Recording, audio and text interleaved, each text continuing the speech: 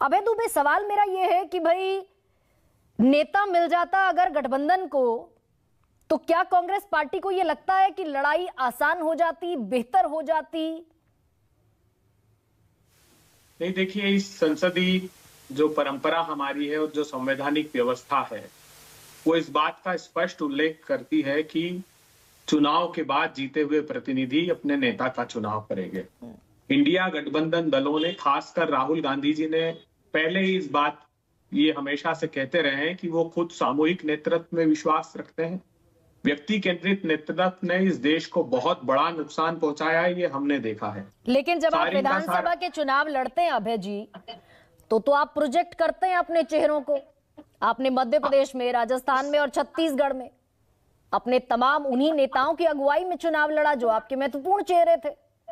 ये बात मैं खास करके राष्ट्रीय परिप्रेक्ष्य में इसलिए कह रहा हूं कि हमने देखा है मोदी केंद्रित राजनीति ने पूरे के पूरे प्रजातंत्र को ही समाप्त कर दिया।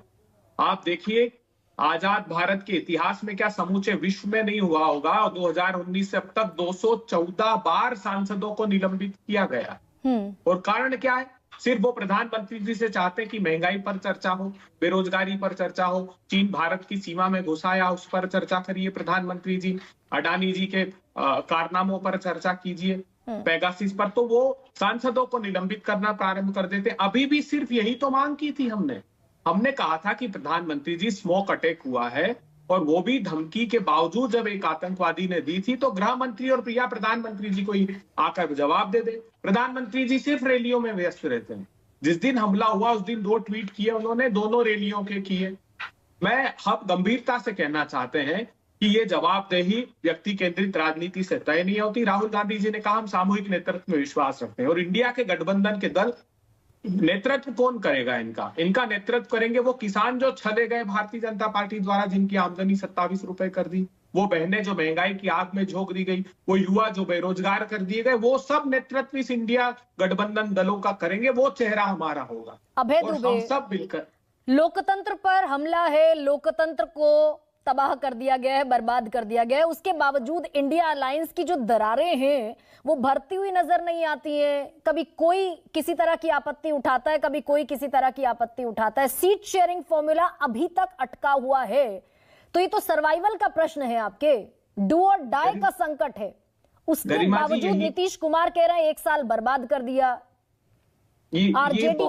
आरजेडी की तरफ से भी यही प्रतिक्रिया आई कि भाई अब टाइम बचा नहीं है। तो कहां अटका हुआ है मामला? ये बहुत बड़ा आंतरिक प्रजातंत्र होने का लक्षण है कि सब लोग अपनी बात खुलकर, खुले दिल से एक दूसरे के लिए रख रहे हैं, और हम इसीलिए तो सब बात कर रहे हैं ताकि हम कोशिश करें अधिसंख्य सीटों को हम 1 सीट कर पाए, ताकि हम अच्छी चुनौती प्रस्तुत करके भारतीय जनता पार्टी की सहकारी सरकार को हराएं। 2004 में भी तो यही सब कुछ हुआ था। यही गरिमा जी हमसे प्रश्न किया करती थी कि क्यों Samajwadi party, Bahujan Samajwadi party India UPA के साथ नहीं है।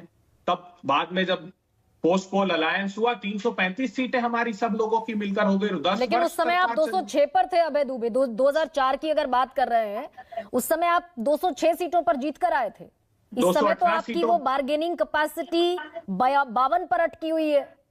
218 सीटें जीते थे, और उस समय टावरिंग पर्सनालिटी अटल बिहारी वाजपेयी जी के सामने जीते थे। मोदी जी क्या है? अटल बिहारी वाजपेयी जी से भारतीय जनता पार्टी के नेतृत्व में मैं नहीं मानता कि कोई बड़ा नेतृत्व उसके बाद कोई हुआ है। तो हमारे पास हाँ चुनौतियां हैं, लेकिन हम उसको अवसर में सब लोग मिलकर तब्दील करेंगे, और बहुत अच्छा सामंजस्य हमारा है। और देश के सबसे बड़े राजनीतिक दल एक साथ आ रहे हैं। भारतीय जनता पार्टी के पास कोई चुनौती नहीं है। 38 दल में से 25 ऐसे न उनके सांसद हैं, उसमें से 9 दल ऐसे हैं कि लोकसभा का चुनाव ही नहीं लड़े। कहीं कीट, कहीं का रोड़ा, प्रधानमंत्री जी ने कुनबा जोड़ा।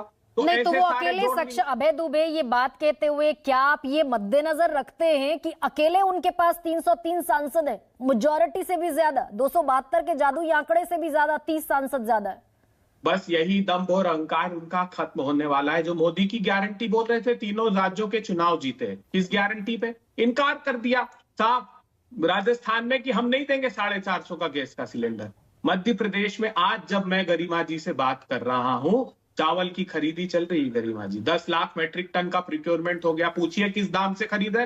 मोदी जी कह के गए थे 3100 रुपए दूंगा भाइयों, 2700 रुपए गेहूं कुंटल खरीदूंगा। पूछिए ना, 10 लाख किसानों का भुगतान उसमें हुआ है। वही जो समर्थन मूल्य 2100 रुपए के आसपास जो इन्होंने घोषित किया 2184, उसी पर खरीदी कर रहे हैं। कहां है प्रधानमंत्री जी की? इन्होंने जो है भारतीय जनता पार्टी की जीत झूठ की गारंटी है, मोदी जी की गारंटी नहीं है। और मैं चुनौती देता हूं, हर प्रांत में यही करेंगे। अभी लोकसभा चुनाव तक बची कुची लाडली बहना करेंगे, उसके बाद वो भी ये लोग समाप्त करने वाले, क्योंकि उसको मैनिफेस्टो में नहीं डाला। और आज ये सुनाई दे रहा है कि वो हो सकता है सिर्फ लोकसभा चुनाव तक इस छोटी मोटी 1-2 गारंटियों को जारी रखे, बाकी सारी मोदी की गारंटी झूठ की भेंट चढ़ जाएगी। नहीं, लेकिन फिर भी सवाल तो बना रहेगा ना अभय दुबे आपके लिए कि ना नीति है, ना नेता है और ना नियत है।